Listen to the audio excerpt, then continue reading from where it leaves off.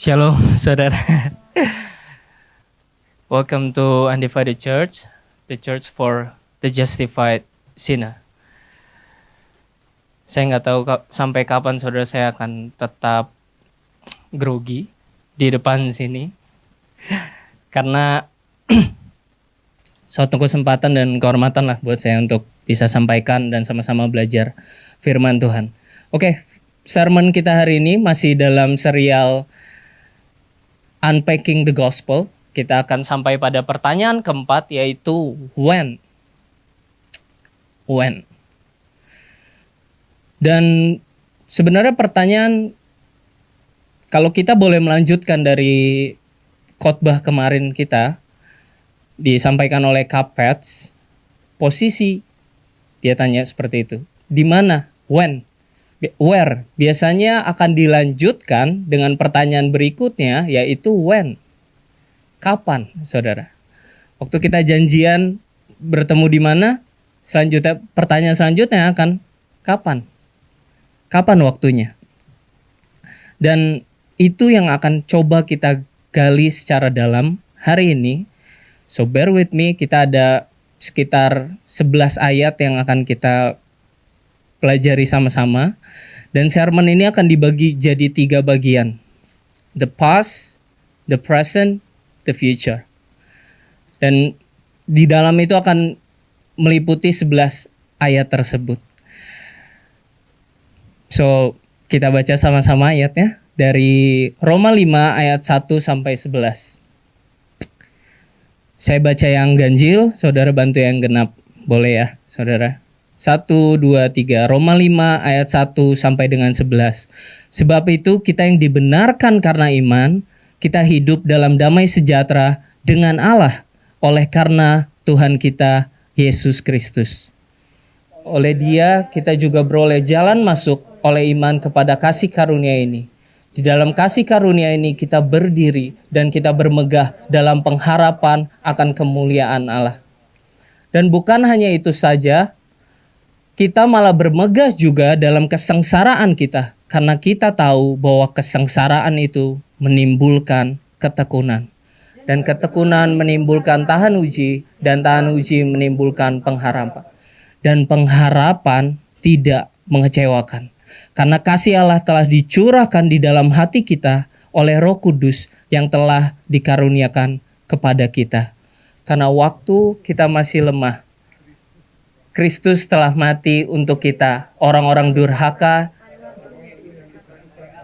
Sebab tidak seorang mau mati untuk orang yang benar, tetapi untuk orang yang baik ada yang berani mati. Akan tetapi Allah menunjukkan kasih-Nya oleh karena Kristus telah mati untuk kita ketika kita masih berdosa. Lebih-lebih karena kita sekarang telah dibenarkan oleh darah-Nya, kita pasti akan diselamatkan dari murka Allah.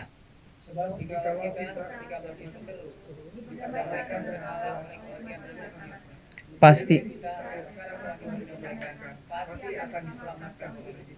Dan bukan hanya itu saja, kita malah bermegah dalam Allah oleh Yesus Kristus, Tuhan kita, sebab oleh Dia kita menerima pendamaian itu.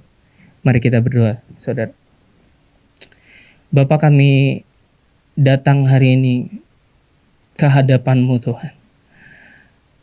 Kami mau kembali belajar mengenal kebenaran firman-Mu lewat Injil. Bahwa setiap hati kami, bahwa setiap telinga kami untuk mendengar, Tuhan, untuk mengetahui pengetahuan yang Kau sediakan untuk setiap kami. Bukan hanya jadi sebuah pengetahuan, tapi membawa kami pada hubungan yang subjektif, membawa kami pada hubungan yang relasional, Tuhan. Kami berdoa, hamba-Mu terbatas, Tuhan, tapi Engkau tidak terbatas. Biar Engkau yang bawa setiap firman masuk ke setiap ruang dalam hati kami. Bongkar setiap hati kami, Tuhan. Kami siap mendengarkan, kami siap belajar. Allah Roh Kudus, Kau yang pimpin sepanjang pemberitaan firman ini. Dalam nama Yesus kami berdoa dan mengucap syukur. Amin. Oke.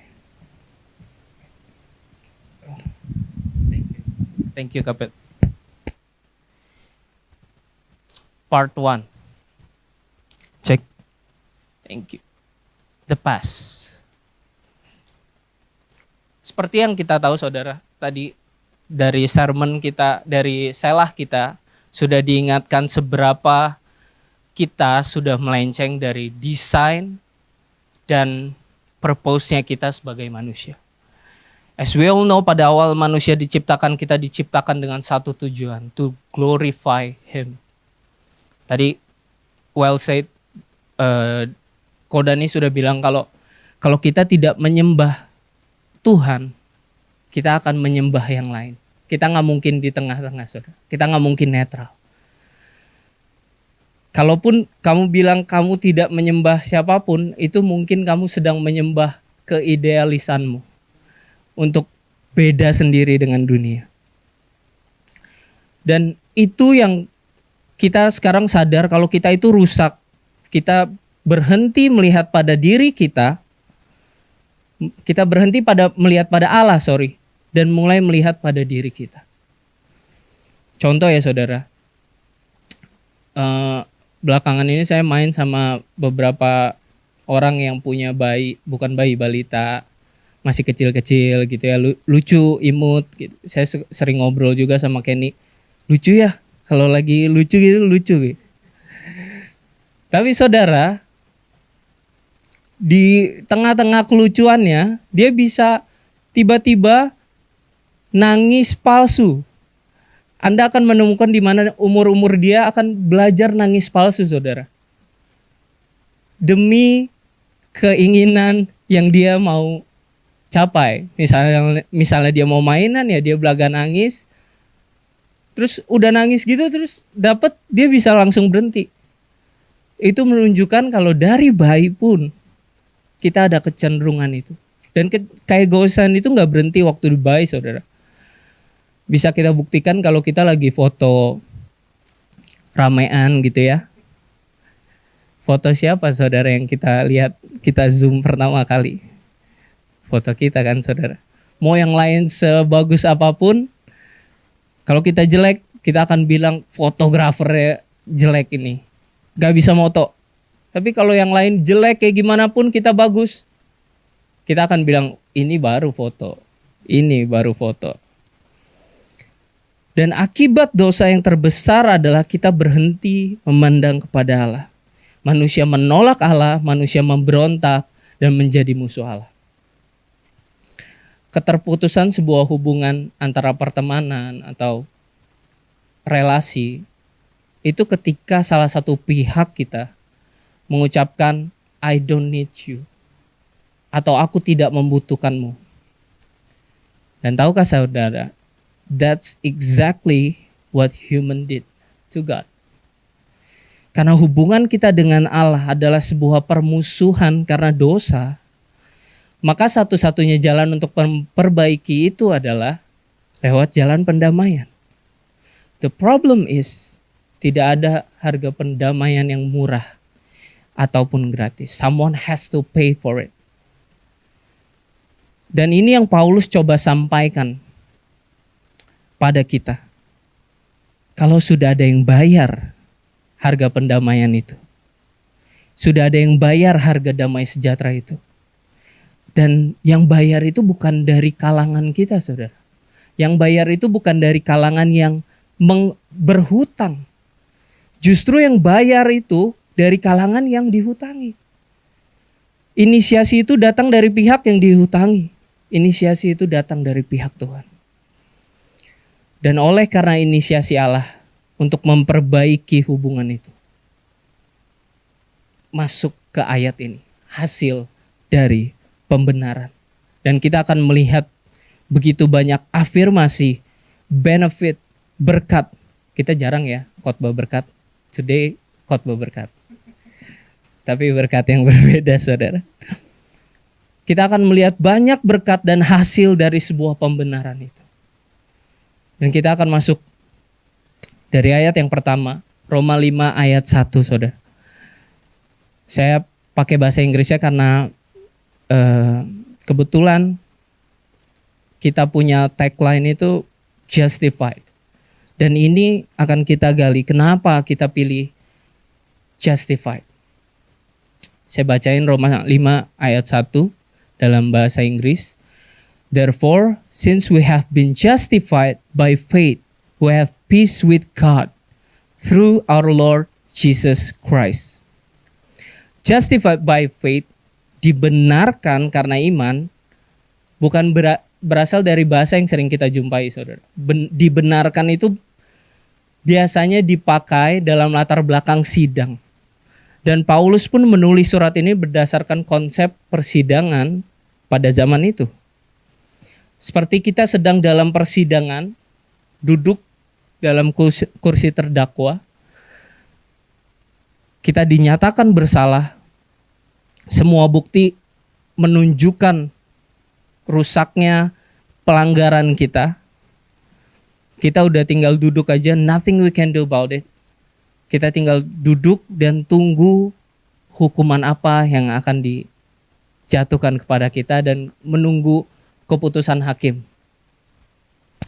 Tetapi dalam masa penantian itu, ada seorang yang menggantikan tempat kita, duduk di posisi kita sebagai orang berdosa, duduk di posisi yang sama dengan kita, seperti orang berdosa, tetapi berbeda dengan dia. Tidak ada bukti yang bisa memperlihatkan dosa dan pelanggarannya, tetapi rela tetap dihukum atas dosa dan pelanggaran kita. Dia yang tidak bersalah harus dihukum dan menanggung dosa kita, supaya kita yang bersalah tidak perlu dihukum dan terbebas dari setiap tuduhan. That is justified. Itu yang namanya dibenarkan. Dan yang terlebih lagi, saudara, bukan cuma didamaikan dengan hakim itu sendiri, tapi kita bukan cuma diampuni, tapi kita didamaikan oleh hakim itu. This is the meaning of justified. Dan karena pembenaran itu, dan hanya melalui itu, kita yang seteru Allah, kita yang adalah musuh Allah, dapat diperdamaikan. Bingung ya saudara, kok langsung Kristus? Biasanya kita ada nggak langsung Kristus gitu. Tapi ini kita mau coba belajar jujur dengan teksnya. Kita akan belajar logik Paulus kenapa dia tulis ini. Dan karena pendamaian kita dengan Tuhan, life is still a battle for the Christian, but it no longer a battle against God. Permusuhan kita, pertarungan kita bukan lagi sedang melawan Tuhan. Mungkin memang masih ada pergumulan-pergumulan kecil dalam hidup kita. Tapi kabar baiknya itu sudah tidak lagi melawan Tuhan. Itu kabar yang sangat baik, saudara. Kita lanjut ke Roma 5 ayat 2. Oleh Dia kita juga beroleh jalan masuk oleh iman kepada kasih karunia. Di dalam kasih karunia ini kita berdiri dan kita bermegah dalam pengharapan akan menerima kemuliaan Allah. Melalui Dia kita tidak hanya menerima pembenaran, tetapi kita juga diberikan akses masuk kepada kasih karunia Allah. Dan status kita diubah. Dari seorang musuh menjadi seorang sahabat. Dari seorang durhaka menjadi seorang anak. Akses yang kita terima ini di bahasa Yunaninya, saya nggak cantumin biar gak usah pusing ya saudara. Di dalam bahasa Yunaninya ini memakai kata tense yang sangat perfect. Jadi dia bilang akses ini dibuka untuk selama-lamanya. Ketika Anda punya akses ini, Anda tidak akan pernah kehilangan akses ini. Ketika Anda masuk dalam kasih karunia Allah, Anda tidak akan bisa keluar dari kasih karunia. Karena Allah akan mengejar engkau kemanapun kau pergi, sekalipun kau masuk. Dan memastikan rencananya terjadi dalam hidupmu. Akses ini hanya bisa kita dapatkan oleh satu kunci. Kata-katanya oleh Dia. akses ini dapat kita peroleh cuman melalui Dia. Contohnya gini saudara. Misalnya saya mau Kenny. Saya ngefans banget sama Kenny. Jadi misalnya Kenny mau ke London. Mau liburan ke London. Dan dia bilang saya mau ngopi sama Ratu Elizabeth. Nggak ngopi lah, ngeteh. Dia nggak ngopi kayaknya ya. Saya mau ngeteh sama Ratu Elizabeth. Dia singkat cerita dia terbang ke London. Dia ketok pintu Buckingham. Tiba-tiba ada satu penjaga pasti nyamperin dia. Bapak mau ngapain?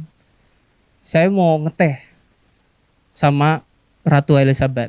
Dan kalau boleh saya mau keliling seluruh istana, seluruh ruangan saya mau keliling. Dan kalau diperkenankan saya mau nginep 1 malam di Buckingham Palace. Singkat cerita, petugas ini akan ngecek dong. Bapak namanya siapa? Kenny Osfredo. Oke sebentar Pak, saya cek dulu. Setelah dicek, petugas ini nyamperin Kenny. Maaf Pak, nama Bapak tidak terdaftar. Dan saya harus segera mengeluarkan Bapak dari area ini secara paksa. Karena nama Osfredo tidak sanggup untuk membuka gerbang Buckingham Palace. Nggak ada nama kita yang sanggup saudara. Nama kedua kita nggak ada yang sanggup membuka gerbang Buckingham Palace. Dan kebenaran ini juga benar untuk seorang yang bernama Kate Middleton. Saudara tahu ya Kate Middleton? Ada satu masa di mana waktu dia melakukan hal yang sama dengan Kenny, dia ketok, saya mau ngeteh, saya mau keliling semua Buckingham Palace. Siapa namanya? Middleton. Dia akan diusir juga sama kayak Kenny. Tapi berbeda saudara dengan sekarang. Gak ada petugas manapun yang berani mengusir dia dari Buckingham Palace. Karena apa? Karena dia bersama dengan Pangeran William. Waktu dia mau masuk Buckingham Palace, dia juga tidak menyebutkan namanya lagi Middleton. Karena dia bersama-sama dengan William, Prince William. Ini yang Yesus lakukan buat kita. Memberikan kita akses, jalan masuk kepada kasih karunia Allah. Bukan karena kita, bukan karena Middleton, bukan karena Osfredo lagi. Tapi identitas kita diubah. Dan kita bersama-sama dengan Dia. Dan dikatakan di dalam kasih karunia ini kita berdiri dan kita bermegah dalam pengharapan akan menerima kemuliaan Allah.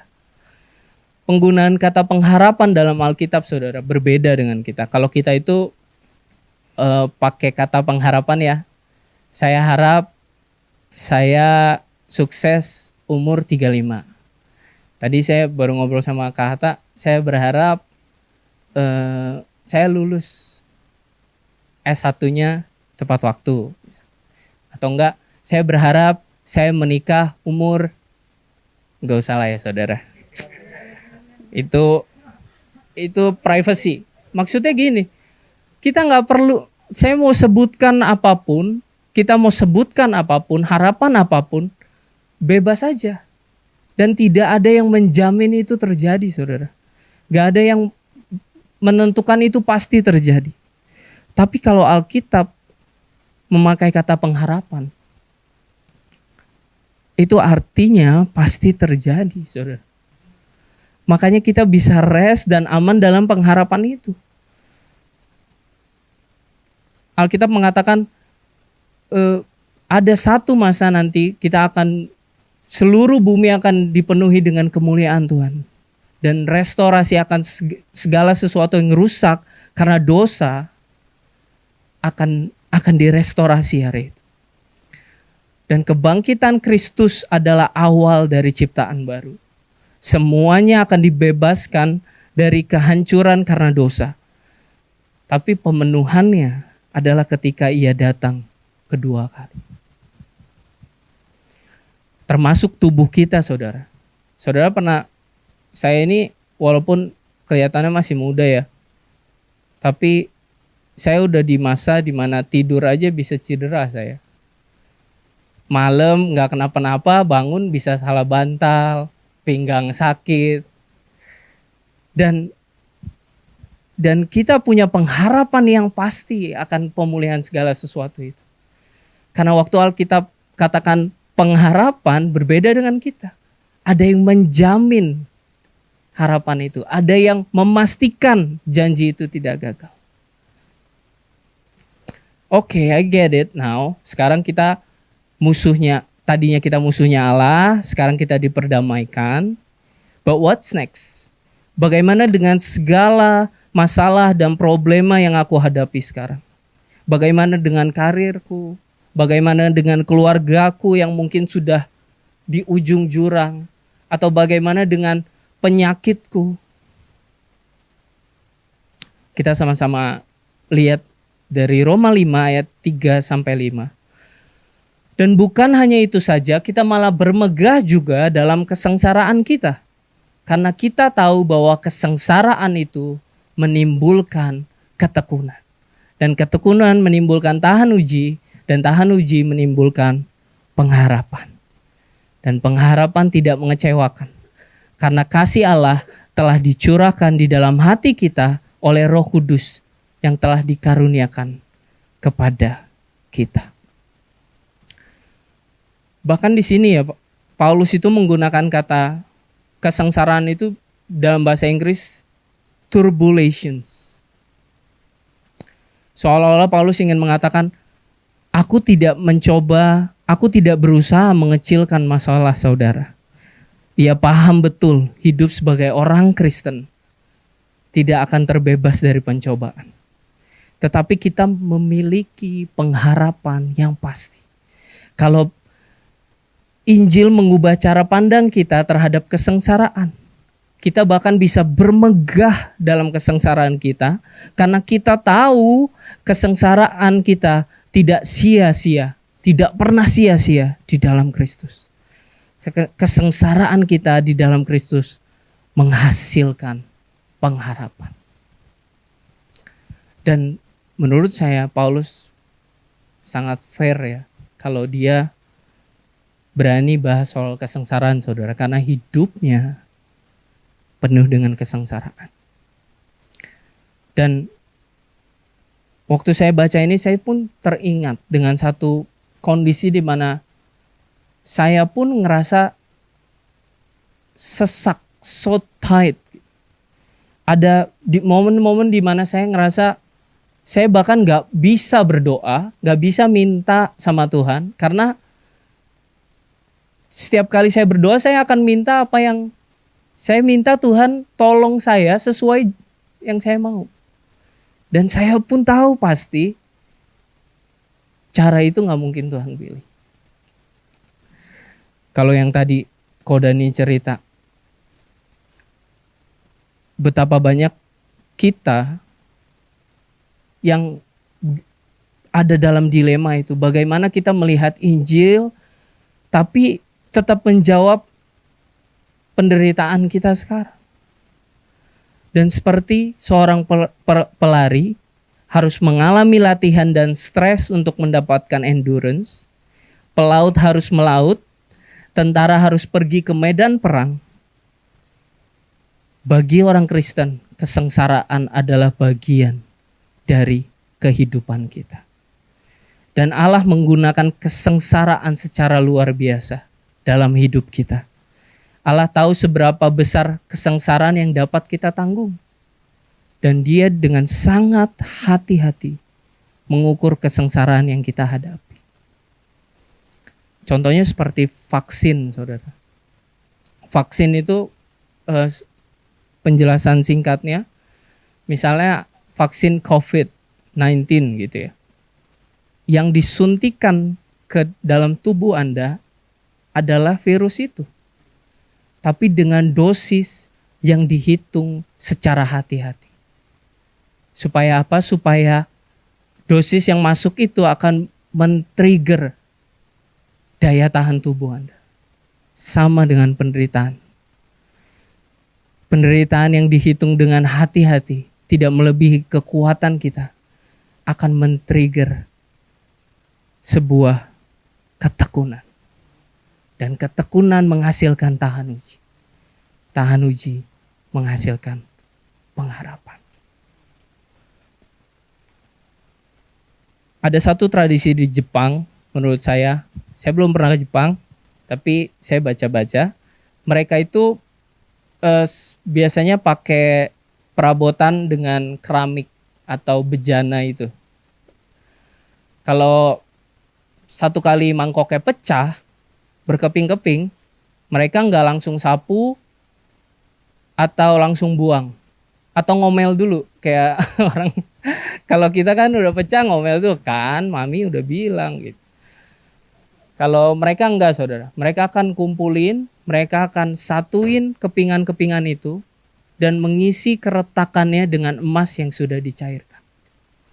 Dan tahukah saudara, bejana itu akan jauh lebih mahal dibanding harga yang dia sebelum pecah. Bukankah seringkali kita justru merasakan manisnya kasih Tuhan di masa-masa penderitaan itu? Bukankah seringkali penderitaan itu justru menuntun kita pada manisnya kasih Tuhan? Amin ya saudara. Ada beberapa yang ngalamin itu, boleh angkat tangan? Boleh lihat kanan kirinya, mereka adalah bukti saudara. Penderitaan menghasilkan pengharapan. Oleh karena itu, Corrie ten Boom bilang gini, "You may never know that Jesus is all you need until Jesus is all you have." Penderitaan Yesus pakai dengan cara yang sangat indah untuk membawa kita kembali merasakan kasihnya, merasakan cintanya. Kita lanjut ke Roma 5 ayat 5. Dan pengharapan tidak mengecewakan, karena kasih Allah telah dicurahkan di dalam hati kita oleh Roh Kudus yang telah dikaruniakan kepada kita. Saya akan pinjam ilustrasi dari Tim Chester, kalau nggak salah namanya. Seperti kita ngebayangin ada seorang anak dan seorang bapak jalan di pinggir pantai. Anak itu begitu tahu, sangat tahu kalau bapaknya mengasihi dia. Di tengah perjalanan tiba-tiba ayahnya itu memilih untuk menggendong dia, mencium dia, merangkul dia. Dan apa yang terjadi saudara? Apakah waktu ayahnya mencium dia, ayahnya makin mencintai dia? Tidak saudara. Ayahnya memang sudah mencintai dia walaupun tidak mencium dan merangkul dia. Tapi apa yang terjadi dengan anaknya? Anaknya menikmati kasih ayahnya. Dan itu yang Roh Kudus buat untuk setiap kita.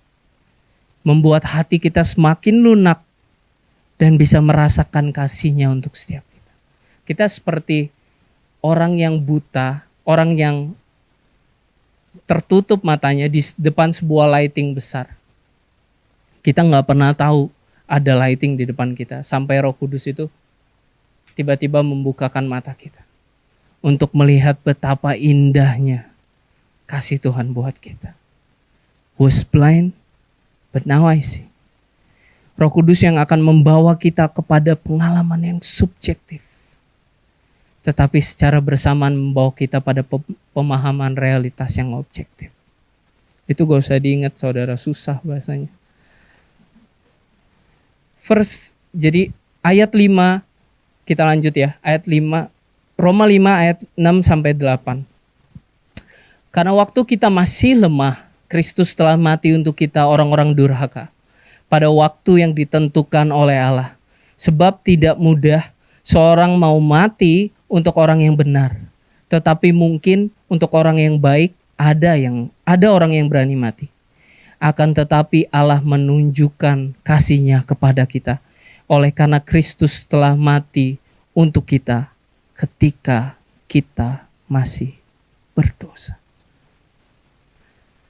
Ayat 6 benar-benar menunjukkan, menekankan bagaimana Allah menunjukkan kasih-Nya pada setiap kita.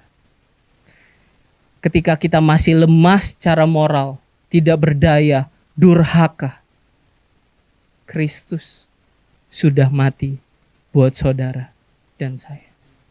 Bahkan ketika kita belum mengenal Allah, Dia sudah mati buat kita. Adakah cara yang lebih murah hati yang dapat digunakan Allah untuk menunjukkan bahwa Dia mengasihi kita? Paulus menjelaskan ini dengan sangat dramatis, saudara. Kasih Allah, sebuah kasih itu bisa kita ukur dari dua bagian. Satu bagian pertama itu seberapa mahal pemberian itu. Bagian kedua adalah seberapa tidak layaknya kita, sang penerima. Semakin mahal pemberian itu, semakin tidak layak si penerima, semakin ada kesenjangan. Dan semakin besar juga ukuran Allah, ukuran kasih Allah terhadap kita. Dan ini yang Allah lakukan. Ia tidak menyayangkan anaknya, bahkan memberikannya untuk musuh-musuhnya, yaitu kita. Kemarin Komsel, bear with me ya saudara, ini karena ayatnya banyak, saya mau sampaikan secara utuh. Kemarin Komsel kita ada sharing muter gitu ya. Seru sekali. Yang belum daftar Komsel silahkan join biar kita bisa bertumbuh bersama. Terus ada satu sampai pada giliran si Sesya. Singkat cerita beliau bilang gini, saya sama Dani sepakat kalau kita nggak mau saling mati. Saya nggak mau mati buat Dani, intinya gitu. Tapi kalau buat favor, mungkin. Dan itu membuat saya terenyuh, saudara. Karena di Alkitab pun tulis ya, orang yang jahat pun tidak akan memberikan ular pada anaknya yang minta roti. Karena begitu besar kasih orang tua ini, dia mau mati untuk anaknya. Tapi bukankah jauh lebih besar kasih Allah? Mengorbankan anaknya untuk mati buat kita orang berdosa. Itu kasih yang di luar nalar, di luar bayangan kita. Kalau seorang orang tua mati untuk anaknya normal. Tapi ketika ada orang tua yang tidak menyayangkan anaknya untuk menebus dosa musuh-musuhnya, bukankah itu sesuatu yang abnormal? And Christ did not die in the place of good people. Christ died in the place of the ungodly, in the place of the sinners, in the place of His enemies. God's love for us far surpasses the most noble human love. Kasih-Nya tidak akan pernah bisa kita pahami secara utuh. Karena manusia mengasihi dengan orientasi objek. Tetapi Allah mengasihi karena orientasinya subjek. Kita masuk part yang terakhir. The future. Bagaimana kita melihat pengharapan, bagaimana kita melihat masa depan di dalam Injil. Lebih-lebih karena kita sekarang telah dibenarkan oleh darah-Nya, kita pasti akan diselamatkan dari murka Allah. Sebab jikalau kita ketika masih seteru diperdamaikan dengan Allah oleh kematian anaknya. Aku suka banget kata-kata ini. Lebih-lebih kita yang sekarang telah diperdamaikan pasti akan diselamatkan oleh hidupnya.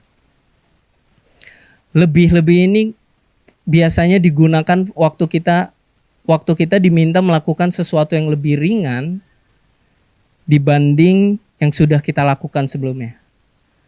Kalau dalam bahasa kita dikasih hati, minta jantung. Tapi apa yang Yesus lakukan itu memberi jantung, walaupun kita nggak minta hati. Semisal seorang anak yang pengen sebuah mainan baru, saudara, yang harganya sebenarnya nggak seberapa dibandingkan uang sekolahnya, uang makannya, uang susunya, imunisasi, banyak ya saudara. Gak usah disebutkan, nanti jadi stres lagi. Dan itu yang sedang Paulus tekankan di sini, greater and lesser. Jika Allah sudah melakukan hal terberat dan tersulit dari rencana keselamatan itu, yaitu penebusan dengan mengorbankan anaknya, apa yang membuat kita berpikir kalau dia tidak akan menggenapkan keselamatan yang dia janjikan untuk setiap kita? Apa yang membuat kita berpikir kalau karya keselamatan yang akan gagal? Jika Allah memberikan penebusan itu lewat anaknya ketika kita masih berdosa, betapa lebih amannya, betapa lebih secure-nya kita di dalam Dia yang sudah menebus kita.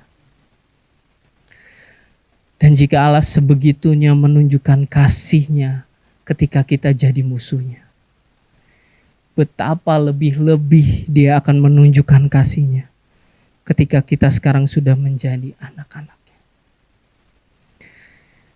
Then and only then kita bisa bermegah dan punya pengharapan yang utuh dan tidak bisa digoncangkan dengan situasi apapun. Karena kita tahu persis status kita sudah diubahkan dari musuh menjadi anak. Kematian Kristus menjamin penebusan kita. Kebangkitan Kristus menjamin keselamatan kita. Kematian Kristus membuktikan kasih-Nya. Kebangkitan Kristus membuktikan kalau Ia sendiri yang akan menyelesaikan segala sesuatu yang telah Ia mulai, yaitu iman kita, saudara. Oleh karena itu kita bisa tenang dan percaya dengan penuh pengharapan kalau keselamatan kita itu dipastikan oleh Yesus sendiri melalui Roh Kudus di dalam hati setiap kita. Dan ayat yang terakhir, saudara. Dan bukan hanya itu saja, kita malah bermegah dalam Allah oleh Yesus Kristus, Tuhan kita, sebab oleh Dia kita telah menerima pendamaian itu. Sepanjang khotbah ini kalau saudara merangkum, apa konklusinya saudara? Apa kontribusi kita? Zero. Semua yang dikerjakan adalah, semua yang diberikan adalah pekerjaan Yesus Kristus seorang. Dia pelaku yang aktif, kita penerima yang pasif. Dan karena itu, kita bisa bermegah bukan karena perbuatan dan kekuatan kita. Kita bisa bermegah bukan karena kita kuat memegang Allah. Tapi kita bisa bermegah karena Tuhan yang kuat memegang hidup kita. Dulu, sekarang, sampai pada kekekalan. John Piper mengatakan seperti ini. The gospel is the good news that God in Christ paid the price of suffering so that we could have the price of enjoying Him forever.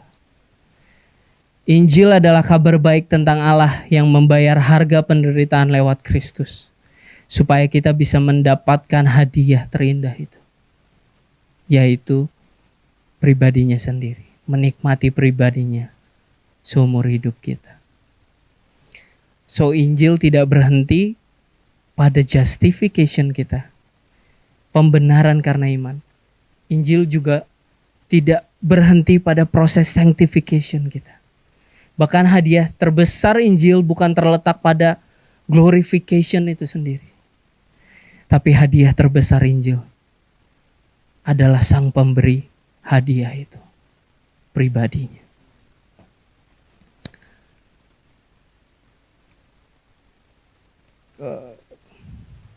Oke. Let me close with this. Karena Injil, kita dapat menoleh pada masa lalu kita tanpa rasa bersalah. Karena apa yang Yesus selesaikan buat kita pada masa lampau. Karena Injil, kita dapat menghadapi kesengsaraan kita yang sekarang tanpa rasa takut. Karena kita tahu ada Tuhan yang menyertai. Karena Injil, kita dapat melihat kepada masa depan dengan penuh pengharapan. Karena kita tahu Ia sendiri yang akan memastikan rencananya tidak gagal dalam hidup setiap kita. Dan oleh karena ini kita bisa bermegah pada pengharapan kita. Oleh karena ini kita bisa bermegah pada apapun situasi yang sedang kita alami. Karena objek bermegahnya kita tidak terletak pada apapun yang ada di dunia ini. Tapi hanya pada Kristus. Di pasal-pasal di depan, Paulus sangat menekankan poin-poin yang sangat powerful. Salah satunya ini, saudara. Roma 8 ayat 38 sampai 39. Oleh karena keyakinan Injil, dia bisa menulis surat ini. Sebab aku yakin bahwa baik maut maupun hidup, baik malaikat-malaikat maupun pemerintah-pemerintah, baik yang ada sekarang maupun yang akan datang, atau kuasa-kuasa, baik yang di atas maupun yang di bawah, ataupun suatu makhluk lain, tidak akan dapat memisahkan kita dari kasih Allah yang ada dalam Kristus Yesus, Tuhan kita. Dan keyakinan ini, saya berdoa biar setiap kita pun mengalami pengalaman yang subjektif dengan Tuhan. Sehingga Roh Kudus bisa mengerjakan keyakinan yang sama. Ketika kita menghadapi apapun masa lalu kita, penderitaan kita, kesengsaraan kita, masa depan yang menakutkan, kita bisa punya pegangan. Kita bisa punya damai sejahtera. Karena pengharapan kita diletakkan, didasarkan di dalam Kristus. Let's pray.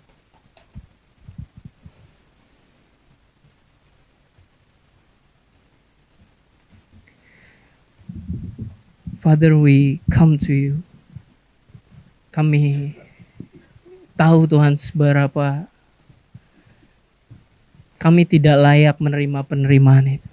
Kami tidak layak menerima hadiah itu Tuhan. Betapa kami tidak pantas.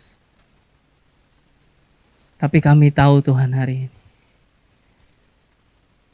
Engkau datang untuk orang-orang yang tidak pantas.